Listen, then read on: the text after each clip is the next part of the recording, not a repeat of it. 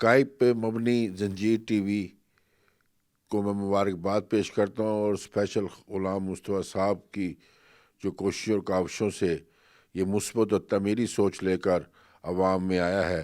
آپ کو یہاں پہ سنسنی خیز خبریں نہیں ملیں گی، آپ کو حقائق پہ مبنی خبریں ملیں گی اور پوری تحقیق کی ہوئی خبریں ملیں گی۔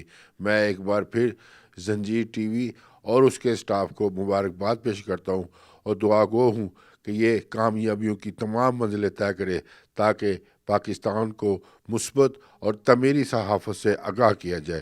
شکریہ۔